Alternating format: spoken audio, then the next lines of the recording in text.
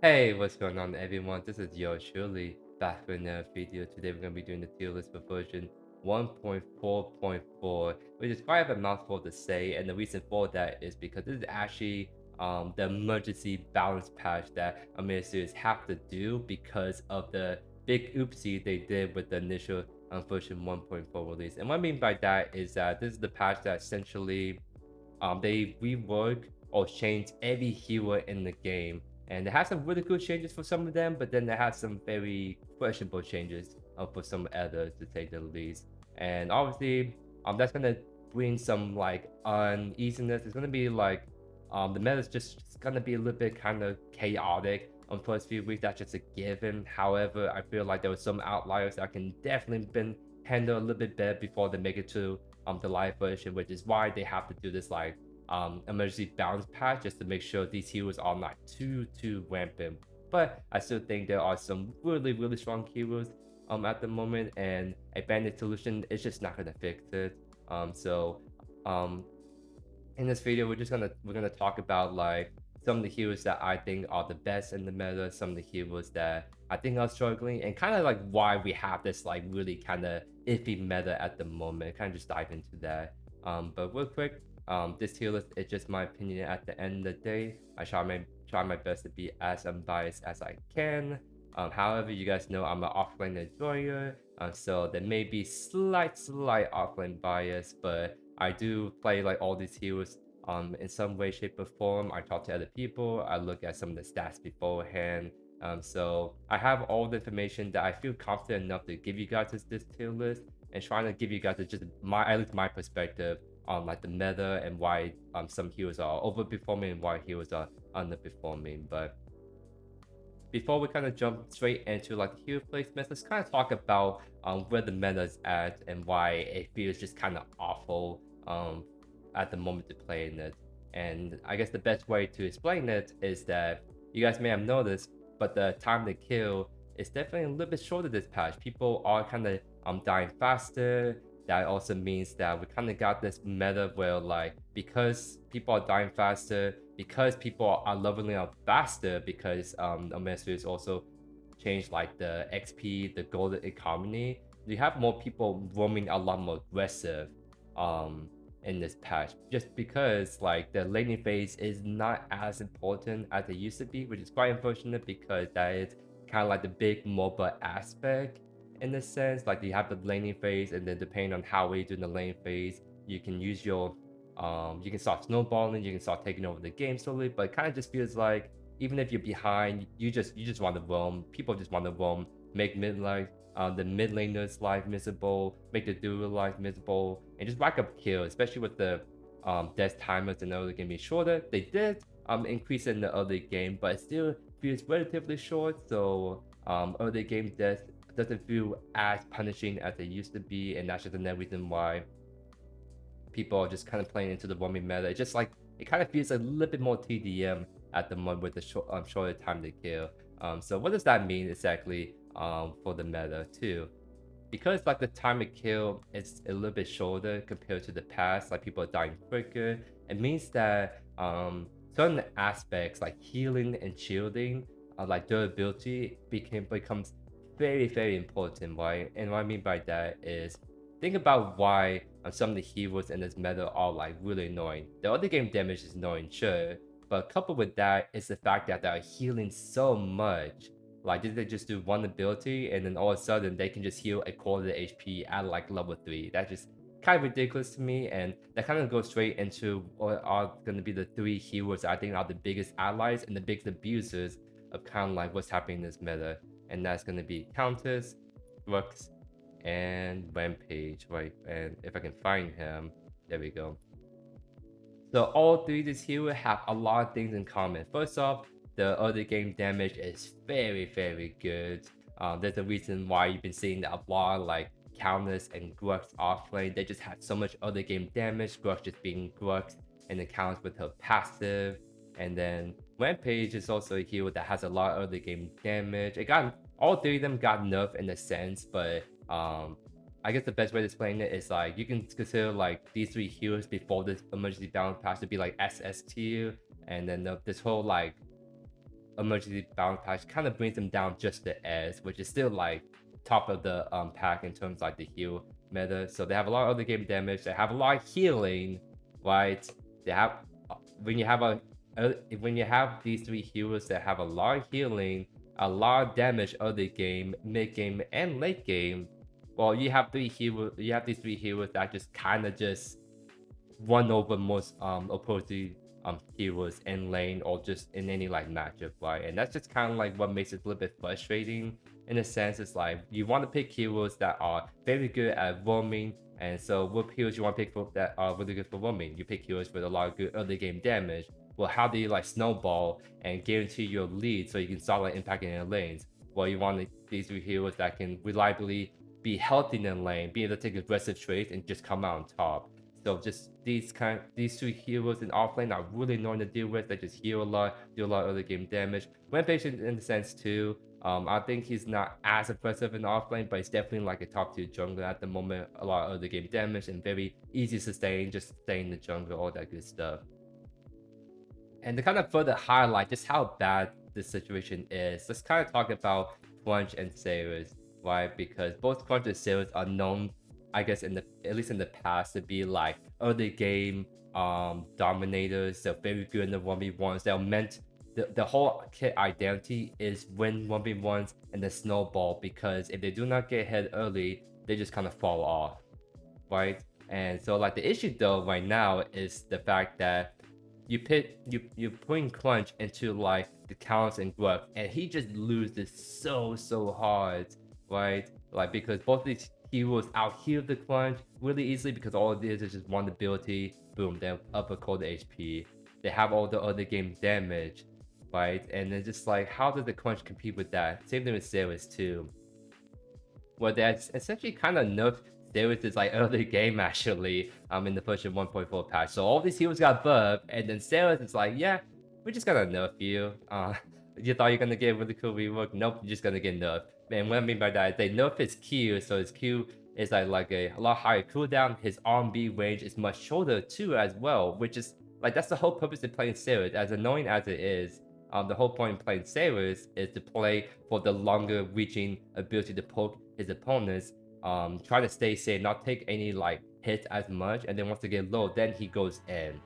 Well, they nerf his range, so it's just like, okay, how does he poke poke like the Gruck encounters that can just out heal him with just one ability, right? So it's just like it's just kind of sad to see like these heroes like Crunch and Saris just kind of just being like average performance at best, right? Because the whole kit identity again is to be like the really strong lane bullies, like the early game heroes, but they just feel like they faltered so hard against like these heroes in particular, right? And that's kind of like one of the biggest flaw in this like Predecessor meta at the moment. It's like as we kind of go deeper dive into like the hero placements, you're gonna see that a lot of the heroes that are like up here tend to have like either really good healing and lane or just really good tankiness overall to mitigate that damage, right? Because even if I can play into like the Crunch and Saris healing, it's just not nearly as strong as these three like healing, and they just get out damaged by them early game, which is quite ridiculous. Like what's the whole point again of playing these two heroes? The whole identity is to win lane when they can't even win lane in the first place as easily. You have to like, even if you're the better player, it's like you just get stat checked. It's so hard. Like the gap is just so ginormous that you just cannot compensate and catch back up. So besides that, I want to talk about some other outliers. Like again, I want to really highlight just how big this healing meta is at the moment. Healing or shielding meta, and that is like the Sinks, the Miriam, and the Phase. Like it feels like Enchanter supports are like really strong at the moment, because again, time to kill feels a lot shorter in this current meta compared to the past. That just means that burst healing or like shielding abilities are stronger as a result, because that's the only way you can stop someone from getting busted down too quickly. And so these three heroes, three Enchanter supports do a really good job at keeping your like team alive and to be able to like live out and take out the enemy team before they die. The phase rework in particular is like really insane, being able to like blink in, Q blink out, or just having like a 60-second base blink on this Q is like pretty ridiculous. It makes it like very elusive and like very hard to kill duo in general. Like a decent phase that's just permanently attached to the ADC in the early mid game just makes it impossible to like really gank them that early, because the phase can blink, pull, right? And it's just like it's just so hard to reliably gank these two, because even if you jump on the phase first, she can just blink out, and then if you try to chase after her, she kills you and blinks away. Okay, wait, turn on the ADC. Oh, phase just pulled the ADC to safety, right? So it's just like it can be very frustrating to deal with that duo at the moment. And then yeah, Sings that still has like really good burst healing, and that revive is very clutch as well. Has someone to get really aggressive, like put the revive on Grux to the revive, and then start Gruxing again. Mayu 2 is also like really good with the shields. She's actually like pretty dang good. Like a person that knows what they're doing, like makes Mayu feels like an A tier. The only reason why I put in at the B tier is because this is gonna get to the part where essentially I'm gonna start placing heroes due relatively to how easy it is for the majority of people to pick up and play them. And for the most part, like I see some really bad Mayu players. Like you have to play Mayu in the sense that like you have to be really aggressive in lane, like use your Q aggressively, trade with all attacks. But like most players just don't get that for some reason, or whether it's just not, it doesn't seem as apparent to them. So most people play Mayu as a backline shield spammer, which is like a huge waste of potential on her in the dual lane. And if you do that, then you're really not contributing a lot to your ADC being able to like snowball, get some kills, right? So speaking of like other higher skill ceiling heroes, we're gonna talk about Wraith, because Wraith is also a kind of hot topic at the moment, and we're gonna put him at B2, which again, like just gonna go back to like, well, Joey, he feels really good. I see these Paragon players do so good with him. Surely he's like an S pick, maybe A pick at worst, right? No, the reason why I'm putting that B pick is because he's still a very hard hero to pilot very well. And I can kind of highlight that with the little nice Omeda stats, city stats, right? So this is where I kind of like look at like hero performances based on like the weight, right? And these are not the perfect stats, right? But it still gives it gives everyone kind of like a good understanding generally what how heroes perform at different like weight brackets. So like for example, Wraith at gold bracket 44%, but boom up to plat 42%. Bump him up to diamond, 36%. Bump him up to paragon, all of a sudden he shoots up to 58%. Like that's a huge skill gap just between like all the two brackets, right? So yeah, Wraith is doing very good in paragon, but like how many people are actually in paragon versus how many people are in plat and below, right? So it's like 244 games right there. I'm actually curious now how many. 210, 422. Like you kind of get the picture. It's just like, sure, like Wraith is very strong in the hands of a player that's essentially like a one-trick with him, or just very good players in general. But that's like less than 5%, and I'm being generous with that 5%. That's like less than 5% of the player base that can actually use him very well. Like the 58% win rate right there, right? So that's why I'm putting them at B at best. It's just like I want to weigh him higher, right? Because he is actually pretty popular and carry in mid lane in my games, right? But anything below that, people play him and they just get dumpstered so hard because they don't know what they're doing, or they can't use him as effectively well because he is just that hard of a hero. So other highlights I want to do real quick before we start going through all the other heroes. We're gonna talk about Argus and Revenant, and let's just say that if it wasn't for this emergency balance patch, I would have put both of them and the rest in peace kind of tier. Or rather, how do I say it? When I play Revenant, let's talk about Revenant first actually. When I played Revenant and the Content Creator event, it was unanimously agreed between all the content creators that he feels awful to play, really bad, really slow attack speed, really low damage, and then his kit is just not as easy to execute because you gotta actually aim your E, you don't have your root on your ultimate anymore. It's just like, why would you pick this hero that just feels so awful to play? Comes version 1.4 actual live release, they did some last minute changes, and then now he feels usable. He's at least like D2 after the version 1.4 release, right? And how do I say it? When they did that last minute change, they introduced a Revenant bug that essentially made his first 2 shots, I believe, fire like really fast. So people essentially fire the first 2 shots reload, 1-2 shots reload, and essentially just Revenant just outputting abnormal damage because he was just attacking so fast with that bug. So obviously they had to disable him and then re-enable him once they fix him. But why did I bring that up? And the reason why I'm bringing that up is because it kind of shows Omeda's tendency to like change stuff very last minute, and that's something I kind of noticed in all the content creator events I played over the last year. Where like we play this content creator event, these heroes feel like this strong, this weak, and then come live release, they get tweaked last minute. For like heroes that are a little bit too strong or a little bit too weak to kind of bring them more in the middle.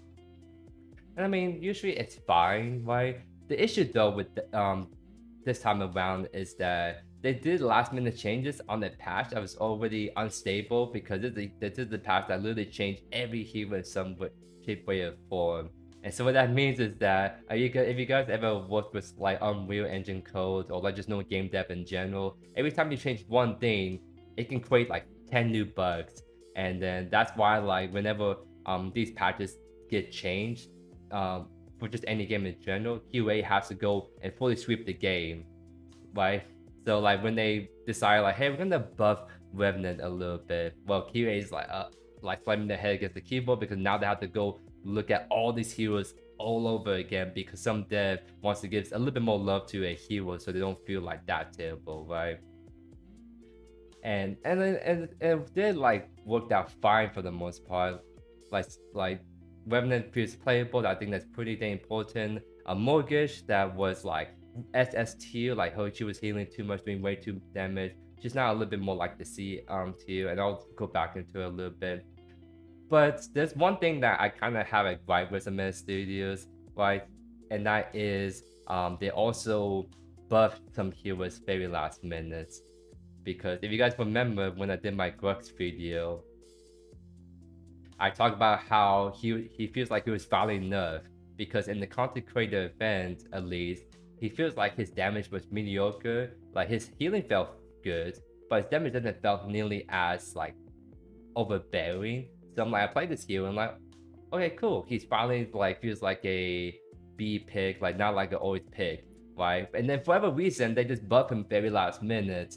And then I think that's part of like the reason why this meta got suddenly like very bad on launch is because for some reason they did some tweaking where they buffed some characters that were like underperforming, and then they also buffed heroes like Rux, Callus, Rampage, some others just for no reason, and now they're just overperforming, and then they have to do the emergency balance patch to bring them down back, which I thought is a little bit careless mistake they did in my personal opinion. But sorry, that was a little bit long rant. I kind of have to say that because I was a little bit annoyed when they just buffed Rux out of nowhere between the content creator event and the live release, and they had to go nerf him again because obviously why would you buff a hero that's already rampant in like the Predecessor lobbies? But yeah, no, Revenant, just circling back to Revenant real quick, even though he got buffed and he was a little bit nicer, I just feel like other ADCs are just a lot more reliable to play at the moment. Like a Revenant can pop off and snowball, but I kind of feel like every other ADC can do that, but a lot more safer, a lot more reliability, or having more tools in the kit, so to speak.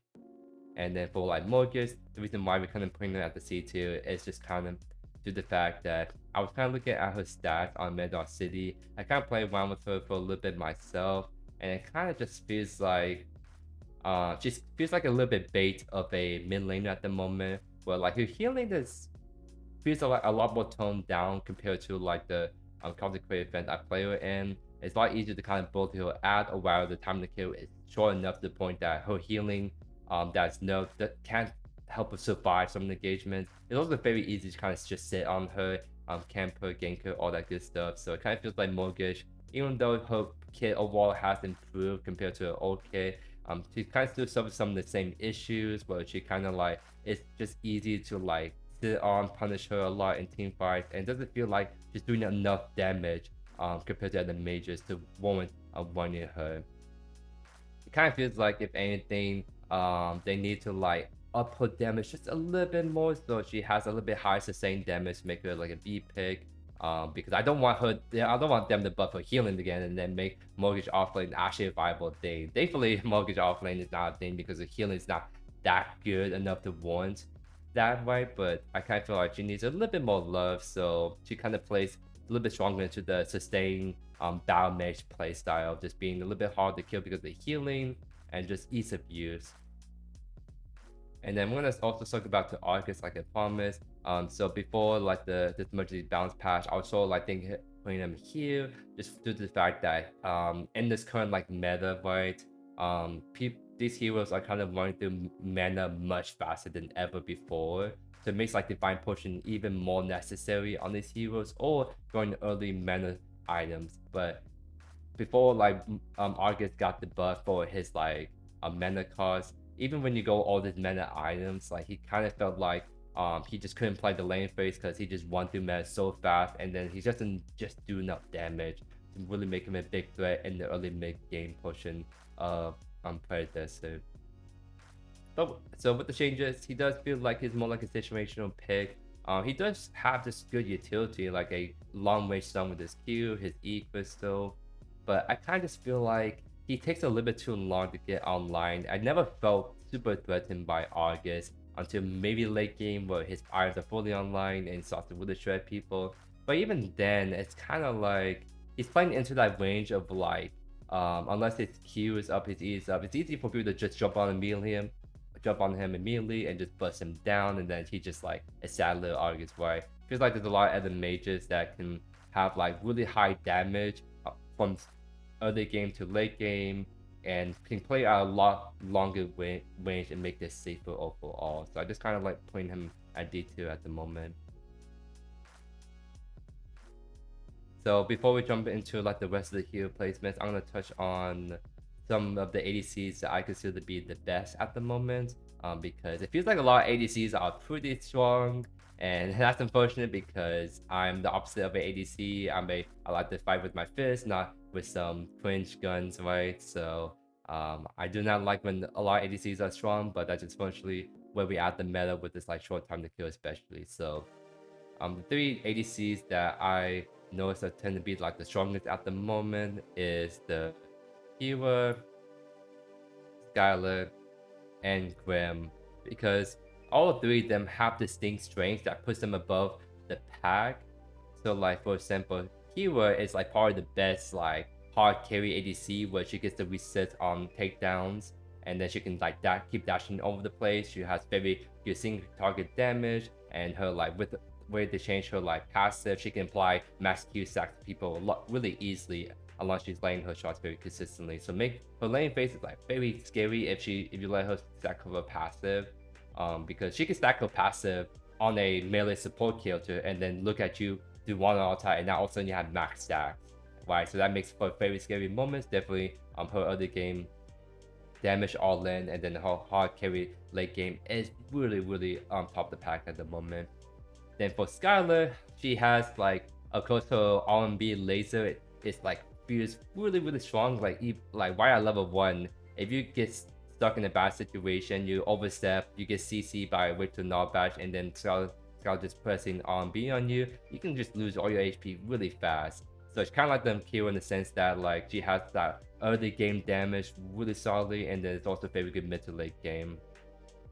Kind of what makes her a little bit more different than Kira is she has a lot more vertical mobility, so she's a lot harder to punish in some cases compared to the Kira because she has that vertical air time. She has a very good long range execute, very good at taking out people from afar or up close if you want to get to multiple people with your AoE splash. Then you have Grim that has like, again, very good early game damage, probably like one of the best wave flip besides maybe Skylar with a passive, because his Q can just really delete waves. He has very good poke with his Q auto just block as well, and then because of his like E, he can kind of keep regaining mana along the team minions, so he can poke you for a lot in the lane phase, and of course his blocking ultimate is very nice. And one thing that really sets him apart compared to all the ADCs in the game is the fact that he has a spell shield on his arm B. And so with this very short time to kill, being able to block any ability is even more crucial for ADCs not to get just one-shotted in those mid to late game team fights. So Grim with that spell shield is very nice. Like maybe he's a little bit harder to pilot compared like to the Kira Scala. Maybe you can argue he's the B pick because he tends to be a little bit harder ADC to play because he had to play around the timing of his spell shield and then like being able to play around his like mana like drain, right? But I don't think he's that hard to play once you get the hang of him. I just feel like these three are like top of the pack in terms of ADCs, having the very defined strengths and then very few weaknesses in this current meta. And I lied. There's one more hero I want to highlight. Then we can go to the rest because I totally forgot we have a brand new hero and his name is Boris, right? And I guess that kind of slipped my mind a little bit because we have so many like big changes in this current meta. It kind of feels like some heroes are just brand new in the sense like Countess, right? So I kind of totally forgot about Boris, but we should definitely highlight him before we actually go through the rest of the tier list. He's definitely like an S pick at the moment because he's like actually one of the highest pick heroes right now in the jungle across all stages of rank. And big reason for that is because I think even right now still like Rampage works like these heroes are very highly contested for like picks or bans, right? Like Boris is very strong, but I feel like compared to these three heroes, he's a little bit easier to manage and counter in a sense, right? So like he's just like the best pick to do pretty much every like draft where like these heroes get picked or banned and then like well we'll pick Boris because he's just that good of a hero to just always slot in jungle. Just so much high sustained damage, very easy to pilot as well, very good diver, very good at cheat injectors because of his damage and sustain as well with his passive. It's just like he's just like the prime like jungler at the moment. He just has everything. He checks all the boxes of what you want in the jungler at the moment. So there's just no reason not to just want him at the moment. Alright, so now finally we can kind of jump straight into the rest of the hero placements. And we're going to start with Aurora.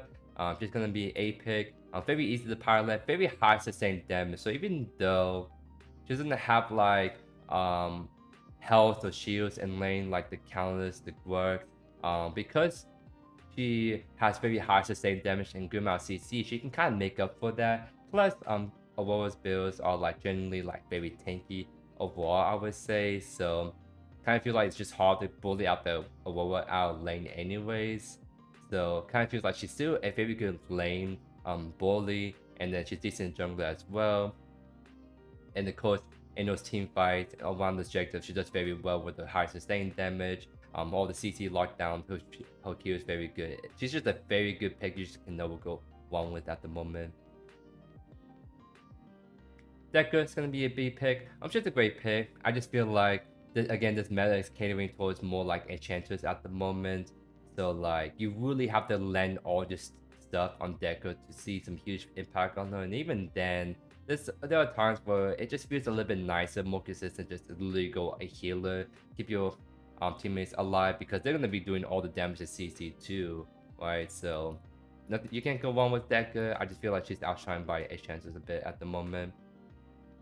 Jungles has seen some better days, and I'm actually fine with that because Jungle has been kind of like top meta for a long time. And then this version 1.4 release, and then now I have all these heroes that are kind of just out damaging him in general. Like his damage is fine. It's just like I feel like if you want to play a hero that has better appeal for themselves, you just play like these three heroes because it kind of nerfed his ultimate in the sense that I don't think it pushed.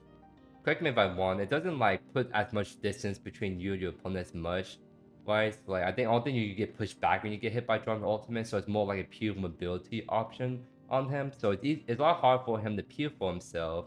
So like the only saving grace of Drongo at the moment is his Silence Grenade. It's always going to be good to have if you want to like silence the jungler to kind of smite objectives, but aside of that, I feel like his damage is just like not as nice compared to like the ADCs above him. And I feel like in terms of like mobility and being able to peel for himself, I feel like it's also weaker as well.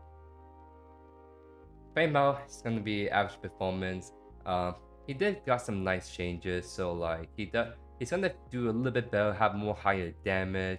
But again, this is like a very high sustain meta, and like the heroes that have high sustain, like these 4/4 symbol, also have a lot of CC that Fame hates. So even though he has a spell shield that can block 1 CC, it's just a given that like there's just gonna be a lot of CC resources thrown at the Fame, and it kind of feels like with the short time to kill, that Fame is punished even more severely. Of course, if you're a huge Fame enjoyer, you can't go wrong with using him to like kind of carry games pretty hard in the jungle offlane. That can probably make him a B pick. But I feel like for most people, they're not very good at like always min-maxing like heroes. Like when you play Assassin, Assassin's literally like you have to min-max them to really like see them be really strong, and most people are just not be able to do that as straightforward as, let's say, it works with counters. So I feel like Female just like C at the moment. We have Gadget. She has a really spicy reward that I actually had a pen and helping her bring her new kid to life and Predator, so pretty cool stuff. But unfortunately, she's gonna be a C pick right here. Like her passive looks really cool and makes her late game very scary if she's been doing a good job at farming minions and damaging the opponents consistently throughout the game. However, it's just that's the early game. Her early mid game damage, it's okay, but I feel like mages, there are other mages that has a lot more that presence in terms of damage and team fight threat early to mid game, right? And because like the games are also feel shorter in general, it kind of feels like the late game mages, late game heroes doesn't really get the shine as much because they get the shine for like 5 minutes and then the game is over, right? And so it just kind of feels like you want to play heroes that are just very good right at the start of the game and then use them to kind of snowball and get out of control and take over the game. And it feels like Gadget takes a little bit too long to get to that point compared to the mages. And again, it's the reason why Argus is kind of low in here. His late game is really good. It just like takes too long to get there compared to the mages that can sort of match that strength if anything. Then we have Gideon, who is still an S pick hero because not only you cannot follow his E teleport anymore, he now has a root on his passive. Go figure. Let's make the most elusive mage in the early game even more elusive and uncatchable. Like, which is, I kind of have a bum to pick with the Ministers. I do not know why they decided to do that, because not only his tether root makes it so much harder to catch him in the 1v1 sense, it makes him like even more of a lane dominator where he lands one ability, he auto attacks you, roots you, and then it's just a free kill on B on you. So that's kind of like the one thing that maybe sometimes holding back a little bit, is that his abilities can be sometimes hard to land compared to other heroes, but now that he has a free root, now he just lands stuff much easier. I mean, I guess they did nerf his teleport range, so it's not as far of a distance, but the fact that you can't follow that means that there's certain interactions you just can't do anymore. For example, what I like to do is like, if I'm playing sailors and the game teleports and then also in the sky, I like to like take the game teleport with my sailor's Q and then smack him right in the middle of the air, stun him, and that's how one way I can kind of shut him down, even though I don't have much for counting myself as sailors. But now there's certain interactions just not in the game anymore because you can't follow teleport. That makes it so that range abilities are even more important, because it's literally like the only way you can shut getting out of the sky is a range ability, because you can't follow up his teleport, so you cannot get that mobility on a melee character, for example, to be able to stun him out of the air. So just that combined with just really high early mid late game damage, his ultimate is still very strong in this team fight. It's just why we're not picking Gideon every game. He's just so easy to play, easy to dominate with. Greystone, he's gonna be a C pick at the moment. He does have a pretty solid kit. His healing on his passes is very nice. He has a much nicer short trades due to his E, so he can max E and then get some really chunky one basic attacks off on your opponent. But why exactly am I putting him in C? Two reasons. One, it feels like his healing is like not as good compared to like the counts and growth and rampage. Like again, their healing that got nerfed, but they still feel pretty dang strong and they feel very consistent, right? Because For example, if a counter to Grux was the one way with like 50 HP, you catch up to them, they turn around, smack you with the RB, and now they're back to like cold HP. Greystone doesn't have that luxury. If he's low HP and you catch up to him, you can finish him off really easily. So it makes Greystone easy to shut down as a result, and it makes it easier to find opportunities to just bust them down during the laning phase compared to these other heroes. And the reason is because his ultimate is much weaker as a result. So the way they kind of balance Greystone is like, they take away a lot of that healing that his ultimate provides, so no longer he's gonna ult at 10% HP and go all the way back to like 70 or 80% HP. Now it's gonna be 10% back to like 50, 55% HP, because they want to make it less frustrating, I guess, for Greystone to go back to full HP and be really hard to kill in general. So they put a lot more healing into his passive, so he has more higher consistent healing throughout. So if it doesn't get busted down fast, he's gonna feel a lot of healing from his passive. But that kind of does take away from Greystone's greatest strength, and that is he's a diver that soaks up all the damage in CC, ult, and then just get all the HP back. Annoying for sure. But now if you try to do the same thing, you ult at 10%, go back to 50% at most, and then now you're just really easy to bust down compared to before. So I feel like for this reason, I feel like Greystone is just kind of sleep pick at best. It kind of feels like we need some of these other heroes in offlane, like the counter Grux, to be even more nerfed, like bring down the line middle of the pack before Greystone starts to feel a little bit stronger in lane, and that's when he starts to get in B pick territory. Howitzer, he's actually an A pick. He's actually pretty dang strong. He has very nice long range, poke with his Q. He's also very good in terms of like 1v1s and self-peel because his ultimate. So even though they nerf his E to where like people are not like CC while E, they can still perform actions while they'll launch up with this E. It's still a given that Howitzer is very good at self-playing for himself compared to other mages, and then you couple that with his high single target damage, makes him like very a reliable mid laner to just use at the moment. And guess what? He tends to do good into Gideon, who's also very popular at the moment. So just no.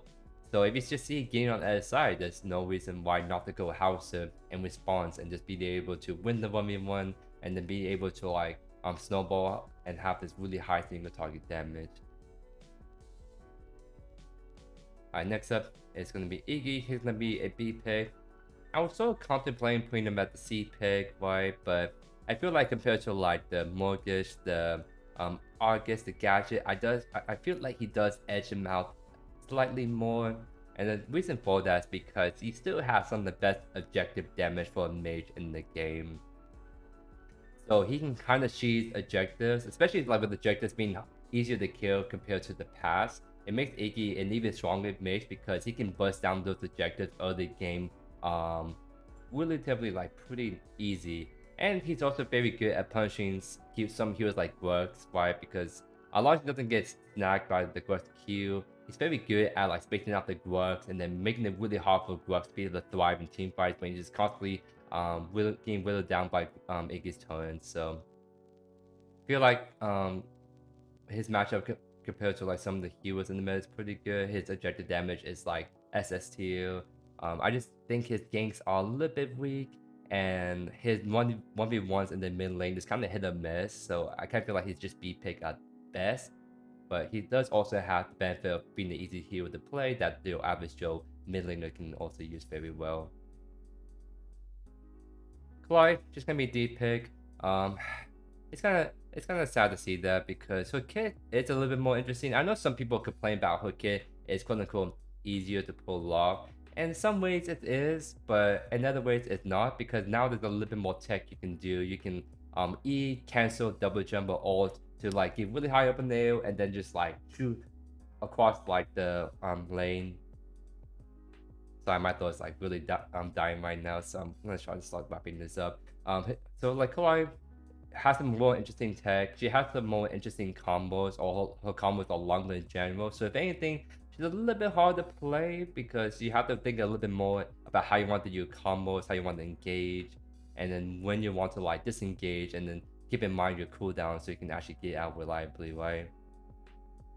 Kind of the reason why she's D pick is because her damage view is pretty awful, I would say. Kind of feels like she has like, it's kind of weird. She has very high damage the first 5 levels, but then as soon as she hits level 6 and then gets that mid game, it feels like her damage just downs like really hard. I don't know why. I think part of it is because she has really good base damage but doesn't have high scaling. Or it's kind of, it's really weird. If you play Kalai, you know what I'm talking about. She has high early game damage and then just tanks randomly mid game, and then once you get late game, it starts to go back up again. But even then, it's kind of like meh, right? I'd rather just play Faye Mao over her at the moment. And for your average show, they're not gonna be able to like pull off this like expert assassin hero that can be really easy to punish once she's caught out of line. So I kind of feel like for most of the time she's like the pick at best. Chimera is going to be the B pick. He's decent. He's very easy to use, obviously, but I feel like other junglers offer a little bit more than him at the moment. He's mainly in the B pick for his ease of use, very good 1v1s, and also just solid damage, right? But that's just all it is. He doesn't have some crazy like CC potential. He doesn't do any like crazy plays compared to like a Boris or Wempage just like barely down on the ADC in the backline. Then you have Quan, that's also a B pick. He's very solid still in offlane, so even though it doesn't have the healing that match all these heroes, he does still have a shield that you can play around to soak up damage. His damage is also still relatively good early game. Very flexible builds. He's very good if you want to play him the magical booster. I don't like playing the magical booster personally. That's why I play him as a hybrid tank and some damage, so he has respective damage, but also very good frontline capabilities. And he seems like he's gaining a lot more popular in jungle recently, so he's definitely someone to keep an eye on. I think he just mainly held back at times due to his kit that seems like it's harder for other players to execute reliably. That's why his movement is always a little bit shaky. So definitely a hero that you can play if you're comfortable with playing with him, but you just can't blind pick him as easily as a Grux and perform as well. Belga, A pick. Her new rework is pretty interesting. Makes her late game like very scary when she has like the all kill reset, and then she has her abilities all do enhanced stuff. But the main thing that kind of holds it back, that maybe you can justify putting an S, or maybe why you can maybe argue her to be in B pick, is due to the fact that she is a late game scaling mage. And again, I touch upon the point that this meta, like the average game length, feels like it's more like shorter. So it feels like most of the time you can't even get to level 16 before the game is like already decided. The reason why I'm kind of pushing her to be A picked because she has her attack changed, so well, instead of just one bullet that fires, now it's 3 bullets. And for whatever reason, they didn't really adjust the on-hit scaling on that. And what that means is that she takes advantage of actually abuses on-hit items very, very well. So like she's actually a pretty popular ADC at the moment, and an ADC that has high sustained damage and a lot of CC like a Belka does is a very scary threat for sure. So I think because she has very flexible between ADC, mid, and support, like I think she's deserves to be in the A pick at the moment. Mon, I unfortunately think he's like a D pick. He has the healing, but it doesn't feel. He's not the main reason why you play him. The healing feels like a side thing coupled with the rest of the kit. The main reason why you pick him Mon is to just peel for your team very well with his E, and he does a very good job still. However, kind of feel like that's just all it is. Like he's just very good at peeling for his team, and that's about it. His ultimate can be good at disorienting the enemy team, obviously, but I kind of feel like if you want to play a hero that's very good at self-peeling, why not pick a phase? Why not pick a Decker, right? So not only that, but once he gets collapsed on, he's easy to punish and kill because he lacks some ability. Or the fact that you can kind of just ignore him more in team fights a lot of times. It doesn't feel like he has as big with threat in terms of like damage or priority. A phase, like for example, can like do with respective damage with the right item. So you kind of have to, you can't ignore her in a sense, you can't ignore Sinks in a sense. So it's kind of like he only does one thing great, and that is peeling for his team. But that's something that a lot of other supports can do, plus so much more. So I just kind of feel like he's kind of lacking at the moment, needs a little bit more love, and maybe the healing department, maybe in some other areas, maybe a lot more of a stronger tank to make him a little bit more standout compared to the support cast. Moloch is a reliable B pick. I just feel it's nothing wrong with him personally. It just feels like the other ADCs have a little bit more distinct strengths over him. Like Moloch, like Bookshot and Wraith is good, but so is Gala and Grim. Alright, Moloch's self P is good. Well, sure it's like these three heroes, right? So it just kind of highlights back and forth where you can highlight the strengths of like Murdoch, but then you look at the other three ADCs and they can just do that or even better. The only big thing that Murdoch maybe have is his like global snipe, but even then it's like kind of feels like you want to play these other ADCs over him, but obviously if you like the dark, you can definitely run them very well still. I'm gonna put Narbash at 82, and this is like the one hero rework that I think was the best in the entire like version 1.4. Like all these heroes that got some spicy reworks, I think Narbash had the actual best hero rework. The main reason I say that is because his rework is literally just his old kit, but literally a more fun and interactable, unique way to play him. Because if you didn't see his passive, essentially, whenever you damage something, whenever you use your ability, you gain stacks of rhythm, and then with the stacks of rhythm, you gain increased total physical power. And so what that means is that if you play around his passive, your thunk that scales on total physical power can hit really hard and do a lot of other game damage, and your basic attacks can hit really hard as well. That means that into support, he has a lot more tools at disposal where he thunks the enemy ADC, and then he still go in and just smack them really hard with basic attacks to make it so that he still contributes to the trades in a meaningful way, even when he doesn't have his abilities up. So, and it's so good to the point where he can now be a flex jungle and offlane pick. I'm not joking. You can play Narbash and jungle and offlane, and it works very, very well. But it is more like an early mid game pick, falls off really hard as you get to mid to late game.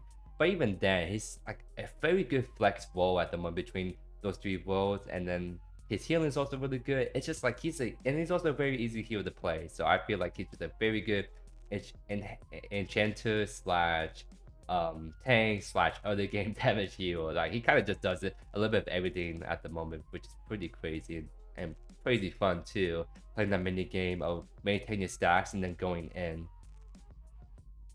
We've just seen some better days, and that's gonna be him in the C2 because he kind of is the same issue with Deca, where it's like it kind of feels like this is a healing shielding meta at the moment. So unless you're like hitting every single hook, he kind of feels like his value as a support kind of falls off. He's definitely weaker in the offlane too because his passive changed to well. He only gets a shield now when he hooks or uses ultimate, so it makes it really easy to bully him out. So his support role it got a lot weaker because Victor plays around his hook, but also being the soak up damage for free with the shield, back off, give a shield back for free, and go back in. But you can't do that anymore, so it's actually a lot easier to punish a Victor, and he already gets punished enough in ranged matchups. So if anything, it's like he kind of feels a little bit underwhelming. Unless you kind of like a one trick with him, then maybe he kind of feels more like a B pick. But I kind of feel like for your average Joe, it feels a lot more punishing to play him, and it feels like you have to work harder to see some good value out of him. Steelers, I think she's still in the D pick. Again, it kind of circles back to like offlane jungle meta, where it's like you want to play heroes that have really good early game damage, really good sustain, and also has some nice CC as well. And Sarah doesn't really have any of that. She can kind of pop off if she gets takedowns, but that's the hard part. Getting takedowns is the hard part with her and jungle compared to the other heroes. In the offlane, it's really hard. It's like almost practically impossible to play offlane because these heroes just have so much healing, and she can get poked out really easily as a result. So I feel like she's still struggling in this meta. So she needs a little bit more love, and these heroes need to get a little bit more haste for her to start rising back up. Sivok, even though he has a very nice spicy rework with skin additional abilities, depending on how many stacks he has. Unfortunately, he's more like situational pick because, like, again, games are shorter in general. It feels like by the time you get the full stack at like 15-20 minutes, the game can be decided by them due to like the huge snowball effect that can happen at 5 minutes. With other game, he was just taking over the game. Not only that, you have to really stack him with him very well, and also means that you have to stay in offlane a lot. And remember, I talked about how the meta is kind of like you rotate a lot to mid, you rotate a lot even at the offlane, and Silver just can't do that until you get his full stacks, because otherwise he's really hurting his hero overall performance. And his jungle just feels a little bit too weak. I see too many Silver junglers getting bullied really easily at the moment, so I kind of feel like he's like a situational pick. If you really like the scaling tank, play him, but other than that, I feel like most people will not just enjoy him. I'm actually really dying right now with my throat, and I have allergies right now for like the last month, so I'm just been struggling for a while now, and I'm really feeling at the moment. So I might kind of skim on this last here. Apologies for that, but I'm actually seriously dying right now. I need to like go have some water. So Shimby, she's a great pick. Very good split pusher, very annoying off lane though, being able to just press Q every 2 seconds, and it feels like she can throw out like 30 Qs and still has enough mana to like run you down. So pretty annoying at the moment. Her late game damage doesn't feel super impressive, but at the same time, she feels annoying to deal with. She has very nice scaling mid to late game as well. So I feel like she's just a hero that can't go wrong with. But she's not everyone's cup of tea, I guess, in a sense. You have to really play the mid range a lot, play the more range instead of like the melee range, which is not as straightforward for some people. So she's just a P pick in my opinion. Sparrow is a D pick as well. I just do think that even with the changes, she still suffered from the same issue of like not having no self heal for herself, and she kind of lost that late game potential a little bit. It feels like all Sparrow late game is very scary, but I feel like this new Sparrow late game is kind of not as much, or I guess rather like it feels like her damage output doesn't feel as unique or as high when you look at all these other ADCs. So, and plus I think her ultimate again is a little bit clunky, but it's kind of like it kind of feels like a Trimless ultimate but on basic attacks. So it kind of feels like her ultimate doesn't do as much damage compared to her old ultimate, so it makes her again not as scary feeling in those mid to late game team fights. So I kind of feel like she's just a situated pick at best. But she definitely can take over the game if she gets all attacks off and not get immediately obliterated by like the opposition. Steve, still very good A pick, can't go wrong with. Very good support. Like I feel like in terms of like how do I say it? In terms of like DC potential, I feel like he does that a lot more reliably than the deck of Winter, plus the more because his E can block projectiles abilities very well still. He has a big AoE ultimate, he's very good in the offlane still, and certain matchups, and then jungle it can be like playable too. So I feel like again, you can't just go one steal at the moment. Taylor, she's a B pick. She's she's not as lane dominant as she was compared to the past, while like there's other heroes that are a lot more of a bigger problem than she is at the moment. But her saving grace is her like dive potential with the CC immunity, and there's a lot of these heroes that have a lot of CC. So for her to be able to pick any target and just run at them, it's always going to be really good. Regardless of like the current meta, unless her damage is like really bad. But luckily her damage is still decent enough to make her a threat if she dies on top of you. Faye, she's a B pick. I was sort of thinking about A pick for her because her sustained damage and then her ult is like very good at the moment, but kind of feel like compared to other mages, she can be a bit easier to punish, and compared for the more average Joe, it can be a little bit harder to pilot as well, because if you don't position well with her, you can easily get shut down, waste your ultimate on one person and not have it mean anything. So I kind of feel like she's B pick. Twin Blast, B pick. Again, I don't think anything wrong with playing Twin Blast like the Murdoch. I just feel like these other ADCs just do a little bit more than him. In terms of like elusiveness, they can do a little bit better with Twin Blast. In terms of like longer range, they can kind of do that a little bit better than him. But if you like Twin Blast, you can definitely kind of go one with him. Last thing, Yin, and she's gonna be in the B pick category. She's definitely a good solid jungler at the moment, but I guess one way to think about it is like the fact that doesn't feel like there's as many strong junglers as there like offlaners and mid laners at the moment. It feels like there's a lot of like awkward, a little bit weaker junglers compared to the past. So that's like the main reason why she's still like a B pick. I don't think she's nearly as strong, while like there's other heroes that are raising that damage ceiling compared to her, and it has more reason to play them over her. But if you have nothing else to play, if you like playing Yin a lot, then you can definitely pick her in jungle. But yeah, that's gonna be it for this tier list. We have 55 minutes, and I keep saying this, but I really try to make it I tried my best to make these videos not as long, like an hour. I try my best to be a little bit more concise on my points, but I guess I am getting better with being more concise because there are more heroes being added and being more talked about. So even though that's happening, I'm being a little bit more concise. So I am being quicker, but there's more heroes, so I'm still stuck at that 55-hour minute mark kind of thing. So apologies if you're not the biggest fan of longer rants of like the hero meta, but I do think it's important to kind of talk about in depth about these heroes and why they're doing good, why they're doing bad, and what's going on with the overall meta in general. But that's gonna be enough for me. Hope you guys enjoyed today's video. If not already, consider subscribing to the channel so you don't miss a single beat by yours truly. Leave your comments down below about if you agree, disagree, because then this is just my opinion at the end of the day. If you have some disagreement, that's why we can have these discussions in the comments below and kind of see a little bit more about like what other people think as well. But that's gonna be it for me. I hope you guys enjoyed today's video, and I'll see you guys in the next one. Peace.